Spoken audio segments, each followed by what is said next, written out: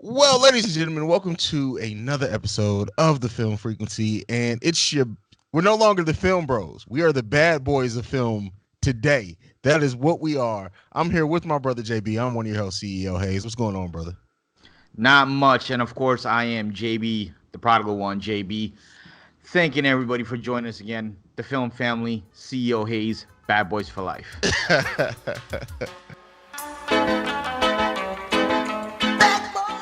Man, so bro, I mean, what's going on, man? What's anything new going on in your world before we start? Like, have you gotten shot? Do I need to kill anybody? Like, this whole time I'm watching this movie, I'm like, if somebody shot my boy, I wouldn't retire. I'd have to go after that ass. Well, I appreciate that, but nah, I haven't gotten shot. I'm the one shooting shots. I had a joke for that, but I'm gonna leave that alone. Really? You let one pass up? Wow. I don't need SEMA coming for me, bro. Oh, damn, bro. I'm sure she'll appreciate that. Oh man, but so I guess we're here to talk about this newest film, and I have to say at the start, as I said in my little mini review, I was pleasantly surprised by this one, bro. Yeah, I Pleasantly mean, surprised. yeah, same here. I mean, we're gonna get into it, but we've been talking. I mean, we did Grudge. You know, I did Like a Boss on YouTube. Those reviews generally we've always said has been a dumpster fire, and I was hoping and praying that this movie would not be that, and Yeah. pleasantly surprised it's not that. I mean, January is redeemed finally. I don't know. See, and that's the thing. Like, I'm sitting here when I watched this movie, right? And I'm like, all right. I was thinking about this, right? Because I the movie was good. It wasn't bad. Like I'd be shitting on it too much if I said it was bad. But I do wonder if it were released in blockbuster season around a bunch of great movies, would this one have stood out? I think it stands out now because we haven't had nothing so far in January. So it does stand out. It stands out because January's always been a crap month, and I'm not by no means am I saying like this is like top 10 movie of 2020 Mhm. or anything like that. But for the crap that we normally get in January, it absolutely stands out, especially in this year of 2020 when we've gotten such garbage so far, in my opinion, at least. Yeah. It's yeah. I mean, I don't know. I just maybe it would stand out because of who stars in it and because it is a franchise that we all when I mean I say we all, but it has such a cult following and a big following. But really, I'm just like the story's very bland, and we'll get into it. Like it's not anything like groundbreaking, but they were never really that like they were never really that at all. It was always about having these two actors together and seeing what magic comes from them working together. And in this movie, that chemistry is still 100% there, and it's great. While I agree with you, the chemistry is still great. I mean, we have two icons, Mhm. Martin Lawrence, Will Smith, and I think if I'm not mistaken, Martin had actually retired, and he's coming Yes, out of which I didn't retirement to know. do I did this. not Yeah, know about that until getting ready for this review. I did not know that he had basically officially retired. It's just he didn't make a huge announcement about it. So that's wild. And they're already planning on doing part four. So like, exactly. So while I agree with you on the chemistry 100%, I have to 100% disagree in terms of the story. I think of all the Bad Boys, this one had the most story that I actually was involved in and I was intrigued about. okay. And maybe that's just my personal taste. I was not in like looking at the story as a personal for these characters. Absolutely, I think it was the best one. Every like the first one was okay. Like all of them have been very generic, and this one was the least generic out of it. I just don't think it would have stood out in like a blockbuster season. And maybe that's just where just my personal taste. But we'll see how it does in the box office. I think it's going to do great, and it's good that it released in January. Yeah, and obviously, if you haven't realized our formats by now, this is just full disclosure. We're going to be having spoilers all along. I'm going to start right now. The first half of the movie, in Hmm. terms of storyline, as we know, I'm not again we jump all over the place, so I'm going to get right into it. We know Will got shot towards the beginning of the movie. They're trying to find out who shot Will. That storyline is that's like every other storyline. That any movie could be that. However, the second part of it is what got me intrigued. I'm like, wait a minute, that the chick Isabella was his love interest, and the dude that's been trying to kill him the whole movie and kill all these people, that's his son. That's when I started That's feeling more vested. crazy. And so the thing with that, they did make like it's because we're sitting here and we're watching and thinking they're just killing random people. There's no real way to bring it all together. And once that story came together, it was like, damn, man. And I'm so glad that they didn't give that away in marketing. Because Yes, if this would have been like, as much as I love Marvel movies, Marvel usually gives away their twist in the last trailer before the movie comes. This one didn't do that, and the fact that we've been building up to this movie for like years, we've known it's coming, and that bit didn't leak out at all. Like I didn't read that theory in any of. Matter of fact, honestly, the trailers did a very good job at selling the action, but they didn't tell any of the story in the trailers at all. nothing, They did which was not tell a beautiful. lick of and I missed this. I missed the ability for movies to be able to hook you with a trailer, but not give away any of the story. That way, you still have a reason to come into the movie and be surprised by what's going on. Well, that's what happens when you have an advantage of having two names like Will Smith and Martin Lawrence, because the story doesn't have to be the selling point. Those two guys alone and the bad boy's name alone, I think, is enough to get people, to come watch the movie. Yeah, Now, when I, originally saw this, I'm thinking, oh, great. This is one of the guys that they killed or got arrested. His wife is pissed off, and his son is pissed off that the dad was arrested or the dad was killed. Maybe yeah. John. I think the villain's name was Johnny Tappy in part two, if I'm not mistaken. I'm thinking maybe this is his wife and his kids. I'm thinking, normal storyline. But then when we got that whole arc, I'm like, okay, I'm into this, and I Yeah. want to see where this goes. That's just wild, man. And what I will say, like, because I made so much fun of Martin Lawrence being in this movie that he just looks, and it's funny because I didn't know he was retired, and I made the joke that he just looked like he was in bed, and they were like, "Hey, you want to do another Bad Boys movie?" He's like, That's "I guess I exactly can what get out of bed and do it." But while the acting is not groundbreaking, he's not going to win any Oscars or be nominated for anything.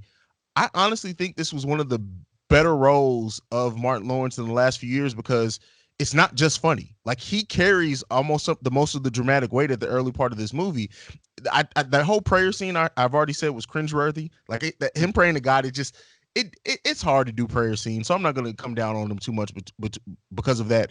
But really, I don't know. This was, and it may be sound crazy to people to think like a Bad Boys film is what gave you your favorite Martin Lawrence, not favorite Martin Lawrence role, but as far as just acting, not being funny, not comedic, anything of pure acting, he he showed the fuck out to me on this one. I agree 100%. And his comedic lines, which was a lot of them, his delivery was on point. It's like Martin had never stopped filming, never stopped being an actor. His delivery was on point every time. And, you know, a lot of times when it comes to this franchise, Will Smith gets a lot of the shine because he's this big superstar. He's the big name. Martin has not died away, but he's taking the back seat because Will Smith is now the bigger name. But, Martin has to be given a lot of credit, especially for this movie. Like you said, the dramatic scenes, again, maybe the prayer scene was a little cringeworthy, but Yeah, the other scenes were great. When Will got shot and he ran to Will, and, that whole scene I was in it, man. And it was yeah, because it was acting. I yeah. was in it. I was in it. Yeah, yeah, yeah. I just can't say enough how I thoroughly enjoyed the fact that they hid a lot of the story for us because everything in like when Will got shot, I'm like, what the like I had no idea that he was gonna get shot. But I But be will. honest, Mhm. did you even think for 1 second that he was going to die? Oh no, because I Too mean early. we had seen yeah too early. If this would have happened in like maybe Act Two, maybe you could have had me a little Yes. bit more. Yes. But the death that we did get that I didn't expect, the Yeah. captain. Listen, when the fact that he gave like the captain has always been in a movie that's full of comic relief, like he's always been the funny guy. Like he shows up, he screams, he yells at them, he fusses at them, he goes away and does his thing. That scene that he had with Will right before he got shot, when he's like when he does the whole comparison with the horse and asking what are you going to do, was probably one of the better dramatic scenes. Like, I correct me if I'm wrong. I don't think in the first two movies we got really any dramatic scenes. So this No. movie being It was so all filled action. with yeah, and this is one of those things like we always talk about how these 90 franchises come back and they don't feel right because a lot of them are reboots. This wasn't a reboot, this was a direct sequel, but they played off the fact of that we have attachment to these, like the nostalgia that we have for these characters. They played off that. So when he's giving the speech to Will Smith and then he gets shot a couple of minutes later, I'm just like, fuck, bro. It's crazy. Yeah, Yeah, I know. It's crazy. And honestly, I was expecting to see the same thing when Will got shot because when Will got shot, they kind of flip the screen and you see like Martin crying and everybody's all sad. But in reality, they were at Martin's daughter's wedding, and that's what he's crying Yeah, about. So yeah, I was thinking they're gonna fool us again. After the captain got shot, you kind of mhm. saw some people, but I'm like, oh, maybe this is gonna turn into something else. And then when I saw the bagpipes playing and the guns loose, I'm like, oh shit, he's dead. Yeah. Because I And didn't believe it at first. what do you think about like the fact that this movie is the first one in the series not to be directed by Michael Bay? I don't think he like produced. I don't think he had a place in this at all. Nothing. Do you think that that contribute because Michael Bay he makes great action scenes. I won't even say he makes great action movies. Like even some of the best Michael Bay movies are just because the way he bridges from action scene to action scene just keeps us hooked enough. But I think that this movie did benefit from not having him involved at all. And that's not to shit on him because he set up Not this at all. franchise. He was able to bring these two together and had the idea to do what it ended up turning into. But I do think that it does say something that they brought in somebody who seemingly knew the characters, knew the series, and wanted to pay it off in a great way. Like the writers and directors of this that they brought on get a round of applause for me because I didn't think that they'd be able to pull this off. I agree, and I have to say, I enjoy Michael Bay. I've enjoyed his movies. I've enjoyed the action scenes he's directed, but Mhm. this particular film was sort of refreshing Yeah, because Michael Bay's stuff is so in your face. It's absolutely. so high energy, high impact. Mm, This was kind of a step back. And don't get me wrong, there were actually one or two scenes where I felt like they were kind of paying homage to Michael Bay, where you did yeah, get that in your face action. exactly, Because exactly. they wanted to kind of, I think they did it because they wanted to stay true to the Michael Bay fans, but also give something new. And for me, it was refreshing. I didn't miss that sort of action sequence in your face. Yeah. I enjoy it, but it was something new and something different, and I was absolutely fine with it. The movie was directed really well, in my opinion. Oh yeah, yeah. It was directed beautifully. Cinematography in this movie is on point. And I do think that because I had talked about like the concept of Bad Boys was built around like these young hot-headed cops, right? And Yes. so eventually these actors aged out of this of that premise. And so the fact that we it wasn't relying on action scenes makes sense for these cops who at the beginning of it were supposed to be like in what their late 20s, maybe mid 20s. Now they're fucking 40 years old. So like it makes sense that you wouldn't have a bunch of hugely action scenes. But I do want to say the scene where Will Smith goes full vigilante and he's like beating the shit out of your brother DJ Khaled. I Oh, I love love that that scene, scene. bro. DJ Khaled is so funny. And bro, let me Yeah. just say, I know I don't have like my crisp haircut right now, but when I have my haircut, and everyone knows I'm a chunky dude.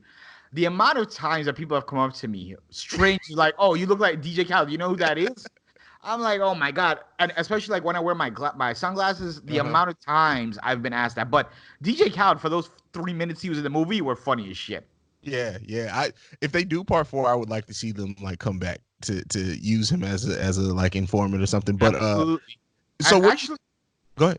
my bad. To kind of piggyback on what you were saying just now, the first movie was in '95, which is just nuts that we're saying that. It was 25 Damn, years was ago. it 95? It was '95. Part one was Shit. '95. Part two was '03. Okay. So even the last one was 17 years ago. So we're Mm, 25 years from one. And I love the fact that it was the same characters as part one, but not yeah. really. Because you didn't have like they were crazy, but crazy with wisdom. Okay. You didn't have Will with like a million girls, although he still looked like the ladies' man and everything. You didn't have a billion girls and doing like all this stuff, and they show the age when they're in the middle of these action sequence, and Will throws the gun to Martin, he misses, and he's like, Yeah. "Where are your glasses?" And he puts on the glasses. They show the age here, and of course, Yeah. because again, like you said, they were in their mid 20s in '95. Here now, they're in their early 50s, late 40s to early 50s. So Yeah. they did a good job of staying true to the character with age. And you don't Yeah. normally see that. Sometimes they try to stick so much with the nostalgia, they try to repeat what you saw in an early version, which is just dumb to Mhm. me. Characters Exactly. age, people Yeah. age. Yeah, people age, and it makes it feel more human in a sense. Really, Yeah, it helps the audience to be able to realize, hey, these characters have age. Like as much as I fucking love Die Hard, the original Die Hard, which I talk about it all the time.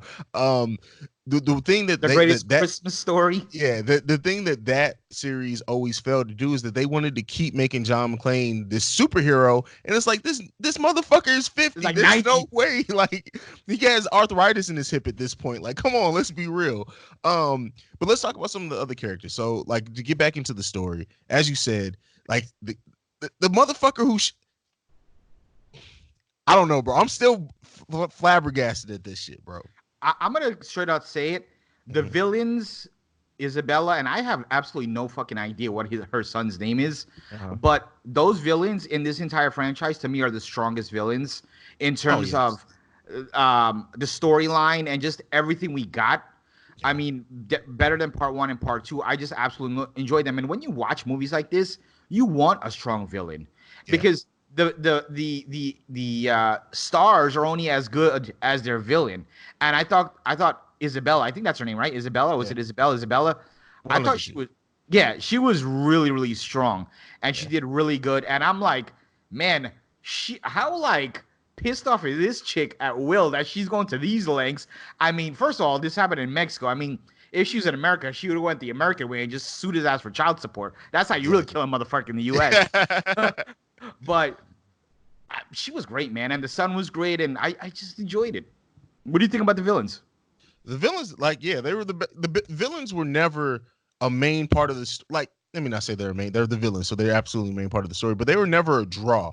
I honestly feel like if it wasn't for them trying to hide what this was in the marketing, this could have been a draw for this movie because they were the best villains. They absolutely were the most dangerous, the biggest threat to them. Actually, like, really, what have the villains in Bad Boys 1 and 2 really did? Not much. Kidnap a girl in their life? Yeah, kidnap a girl. Both movies. That's it. So the fact that this one was an actual threat and a personal story to these characters made the most sense. I know. The only one thing, and I think I told you this off camera after you did your reaction on Hmm. YouTube. The only one thing that really disappointed me is when Will said, like, only ever been in love once. I was just waiting for, like, in the last 3 minutes of this movie, Gabrielle Union pops up, and like and because that was his girlfriend in part two, which is Martin's sister in the movie.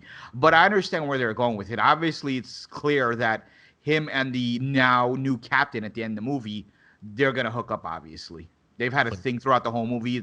I think they're going in that direction from he- part four. what sucks is that Gabrielle Union currently has a TV show that she plays the character from Bad Boys 2 in. I can't remember the name of the TV show. It's Really? her and Jessica Alba. And it's really So it's a spinoff? Michael Bay is involved. Yeah, it's a spin-off TV series. It's Did like not know that. exclusively on Uverse or AT&T, something like that. I can't, maybe it's Spectrum. It's exclusive to like one of the cable providers. So I don't, it of course probably doesn't have a huge audience. That's probably why you've never heard of it. But the fact that they still have, it's LA's finest. That's the name of it. It's LA's finest because she moved to LA and she's a cop there and her partner's Jessica Alba. Um Mm. but the fact that she's still playing that role from Bad Boys 2 and they didn't have her like appear, like she's Even a referenced once. cameo. Yeah, but Martin Lawrence does reference her once because he's like, there's still something there. Like she still loves you. And but other than that, that's it. Like I expected, like, fuck, have her pop up on FaceTime or some shit. Like Yeah, she didn't call to at the check up wedding. on Mike Lowry while he was in the hospital. Nothing. Like that's what I kind of expected to see her, but unfortunately we didn't get it. Unless we get it in part four, and then we got a little cat fight between the lieutenant or the captain and her. That actually makes a lot of fucking sense, bro. That I makes a hope lot of the whole sense. I freaking like that. movie's not surrounded against that around that, obviously. Well, no, not. But having that as an aspect wouldn't be bad at all. Right, exactly. It's a little side story. Yeah, absolutely. So, I mean, what else you got? What do you want to talk about next? Like we Well, talked about the villains. I Go want to ahead. ask you not necessarily to talk about this movie, but I mean, it's clear as day that we're getting a part four. Obviously, where do they go at this point? I mean, you already seen them kind of grow through one and two. Now they're at three. They're at the old wise phase. I mean, I thought this would have been a great way to end the franchise. They're both old. He's Martin Lawrence is now a grandfather. Mike is probably going to settle down now. They're towards the end, but what happens now? Like, where do they go from here? Honestly, if since it so last thing that I read is that this is projected to do about 60 to 68, between 68 and 75 million opening. Um I don't know if that, I think that's just domestic, counting in worldwide. this franchise still has legs. They're showing it. It clearly has, like the TV show. Like I said, I honestly think it's going to be a passing of the torch. With who? Like new people or somebody from this particular film? So, Ammo, do you think Ooh. that they can spin that off into it's like imagine this. Will Smith and Martin Lawrence are both like getting old, right? What if Will Smith now plays the captain role to Ammo, where he shows up in the movie and it's like a day or two worth of filming for him. He shows up, he does like 5 scenes where he's fussing at them, but has that as the new like that group that they have, especially having Vanessa Hudgens in it, who I know she's not a megastar, but she is a name. I could see them spinning that off into its own thing, at least trying one of them and then seeing how it goes. Yeah, I think absolutely they can at least do one film. I can see it easily being like a spin-off, like a TV show type of Mhm. thing. And I know they definitely can carry at least one film. I mean, the Ammo, they have a decent cast among them. The guy, the what's his name? Dorn, I think his name was in the movie. Yeah, The tall white dude. I yeah, mean, that dude is good. He had some good action scenes. He was like flying all over the place towards the end and shit. So exactly. I think that it could be something like that where Martin and Will is more of a mentor, and maybe we have Will and this would actually be a great idea if they're trying to continue the franchise with Ammo and kind of put Will and Martin into the back burner. Have Will and Martin be captured or in some sort of issue, and Ammo has to come and save them. Yeah, Um, I mean, and I don't know so if that's gonna happen though. so they are in charge of Ammo at the end of this movie. So they both are in charge of. They've come out of retirement. They're in charge of Ammo. So it's clearly. I would hope it's going to play a part in part four if they do decide to do it. And yeah, I mean, it could easily spin off into its own franchise. And and the thing is that much like with Hobbs and Shaw, how it spin off of Fast and Furious, Right. it can spin off, but they can really dive more into the action because it's a team up thing, and there's just a lot of ways they can go about it. Really, I mean, I can see this franchise going, but not necessarily keeping the Bad Boys title because it's going to spin off into its own thing. Absolutely. Now, what if I'm just throwing out all kinds of crazy Mhm. shit here? But what if there was the villain, whoever the villain was some sort of, I don't want to say like a voodoo person, but maybe it's through technology or through a chip or something. I'm thinking like Well, I don't they're want to able. see no superhuman shit, bro. No. Hear me out for a second. I don't know. I can't think of right now the way of how this happens, but they're able to either turn Martin Lawrence or Will Smith against the other, and now you have the two going at each other. I don't know how they would get there, but do you think it would fuck up the chemistry because I they don't need to want be to. together? I don't think that's what people would want to see. Like I Right. just really don't think that if anything they would have done that in this movie. If they were going to do it, especially like coming back after a long break to say, "Hey, we've seen them together, now see them at odds." I think that would have kind of been done. Now, I just think at this point now, the proof is in the pudding that people want to see these guys, the scenes together, and if they're opposed, it's not going to really. I think that's going to jack up the chemistry too much. Yeah, that's true. And then that kind of restarts everything. And then where do you go from there? So Exactly. yeah, I think we're gonna get more of them together, like you said, and it's gonna be them more in a mentor role because I can't see where they can go from here as continuing the same story. They're cops and they're on another case. What case Yeah. else case can it be? And I mean, that's kind of the downside is that once these movies get to the point where they're telling very personal stories like this one told, it's really kind of hard to continue at that point because like you've done now. Mike Lowry has a son and everything. Like it's gonna be hard. I mean, I'm great and talented writers who get paid to do this shit more than me to sit here in this podcasting room and talk about it. I'm sure can come up with a compelling story. Let me not just act like it's impossible. Right. But I think that once you do a close personal story like this, it's really kind of hard to get personal again. So now I think with the next one, they're gonna have to go big again. And if they do big and do the thing, I think that's kind of gonna be it. Like you've done it all at that point. Yeah, well, tell that to Sylvester Stallone, who's like in the middle of making Rocky 39. So, and we've got everything about him, and they still Bro, keep bringing more like movies. like he should have died in the last Creed. He should Rocky have should died have in Rocky died. 4, really. Well, I mean, then we wouldn't have Creed. So like, I thoroughly enjoyed Creed. Like you did, Yeah, I enjoyed Creed, but it wasn't the same to me, man. It was not the same to me. no, I mean, and that's why I love the fact that they titled it its own thing and didn't like do Yes. like Rocky 6 semicolon Creed or Right, right, something right. like that because it really by naming it Creed, it's like, all right, this is set in the same universe, but it's a completely different thing. But I digress. Before Right. we can maybe we'll do Creed eventually because I have a lot of thoughts there.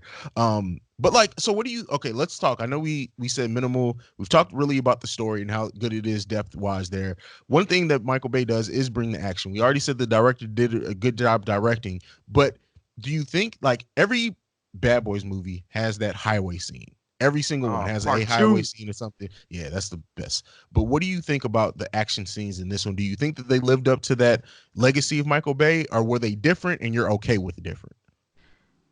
First of all, the action scenes were okay for me in this movie. They're okay, but they are not even close to Michael Yeah, Bay styles. yeah, Not even close. I was okay with them because it fit with the rest of the movie. I mean, normally we get like Will and Martin that are, I know they're kind of loud in this movie, but we get them way louder in part one and two, rambunctious. They're not as rambunctious because again, it's that age factor. So it matches that the scenes aren't so over the top as we've seen in one and two. So I was okay with the action scenes here. They're a little subdued versus one and two, obviously, but I was okay with that. What about you? yeah. Like I said, I came in. It's a Bad Boys movie, so I came in expecting action. So they kind of caught me off guard with the story over action focus. But I think, like you said, it fit the tone of this movie. And I just would really be because we're film guys, right? So people who aren't like super big film people and who like showed up to see a Bad Boys movie, and when they realized that, all right, the action isn't quite what I expected here. I wonder if that's going to turn anyone off, or is the story so good in this one that people are going to kind of be like, all right, it was worth it. I honestly think true Bad Boy fans are going to love this movie Okay. because the one thing that you, if you're, so first, let me just say, I'm not like this hardcore Bad Boys fan. I Yeah. enjoy the franchise, but I'm not like a hardcore like I am with some other franchises. So with that being said, though, as a Bad Boy, like someone that would be a straight up hardcore Bad Boys fan, they're gonna enjoy because the things that you want to see is you want to more than anything, you want to see Martin and Will and their interaction and the Yeah. comedy. The action is like the icing on the cake. Sure, you don't get as much action or so in your face as I mentioned before, but the comedies and the interaction and the chemistry is there 100%, tenfold. Yeah. The comedy is great. I mean, I could like there was at least 20, 30, 50. I don't even know how many different times in this movie I laughed. And 99% of it was on Martin's side. Martin was really freaking funny in this movie. His delivery, like I said before, was on point. So Yeah. I enjoyed the I think of all three movies, for me, this was easily the funniest one. That was the thing that I was gonna go to. Like, it, and I shit on not on these rehashes of '90s franchises all the time. This one definitely stands out. But more than that, if we take nostalgia out of it, is this the best Bad Boys movie? Fuck, keep nostalgia in. This is the best Bad Boys movie. Thank you.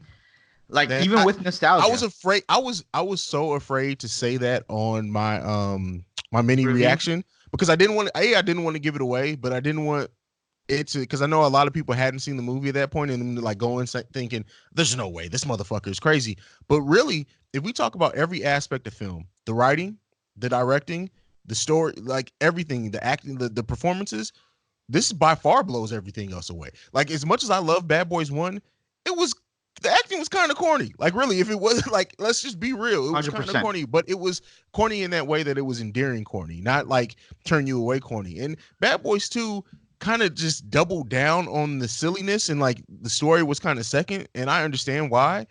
This one, it was a full package. It to me, it definitely is as a total package. It's the best Bad Boys film, and that's I crazy to say on a franchise that's 25 years old.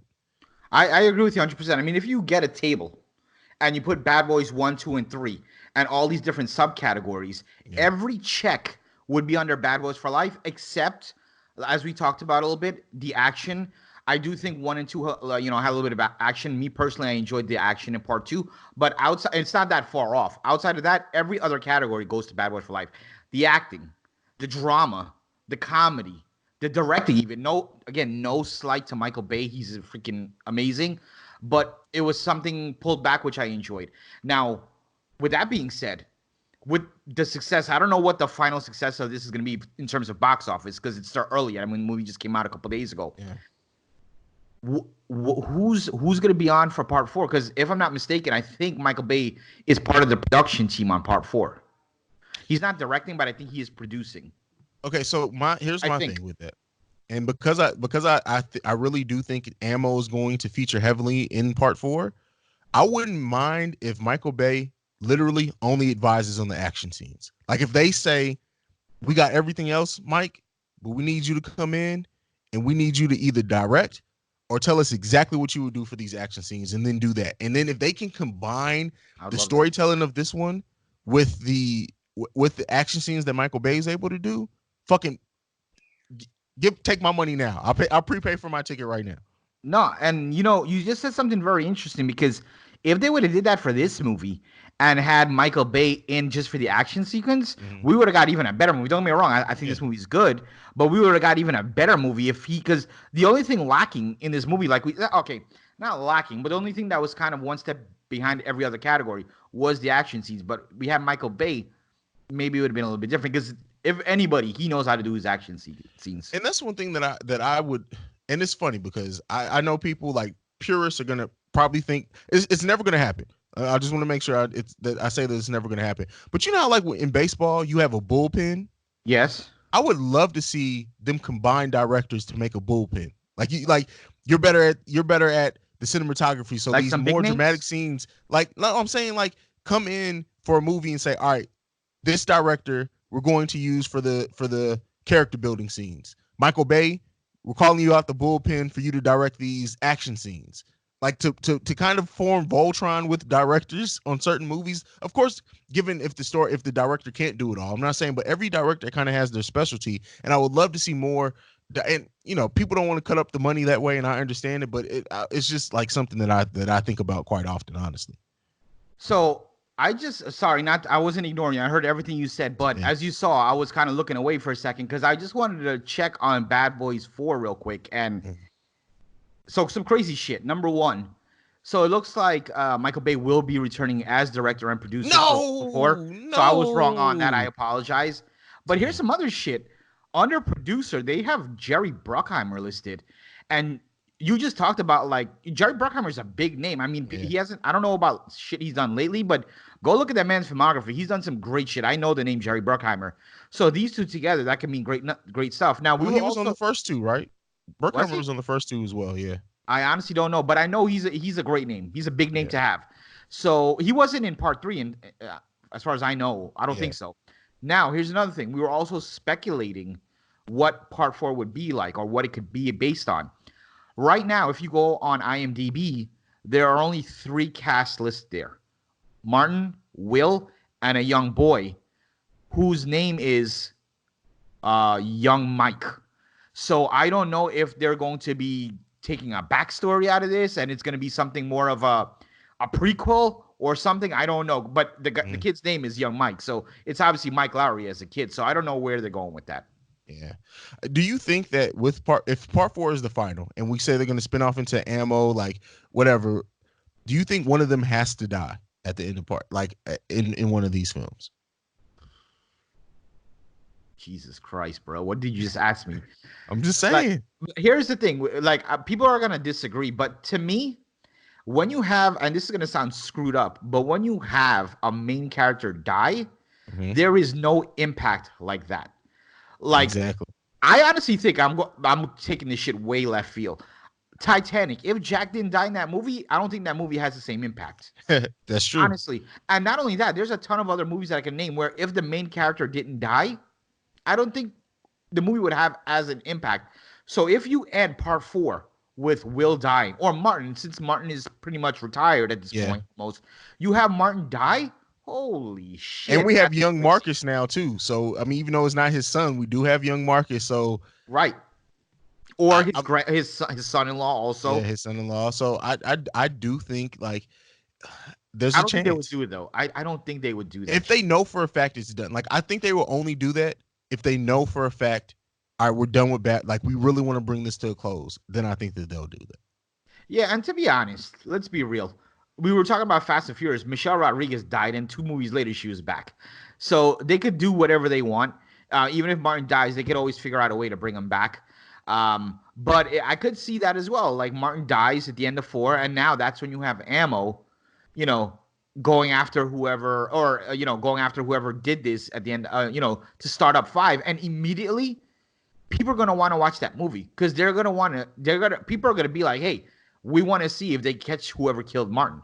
That automatically in people in the part 5 automatically. Well, they have to catch who killed him. If one of them die, they have to catch who killed him in that same movie, because otherwise the outrage, if they end on a cliffhanger like Marcus dying, bro, you got to come out. You either have to catch him in the same movie, or that next installment has to come 6 months later, because motherfuckers are gonna be pissed the fuck off, bro.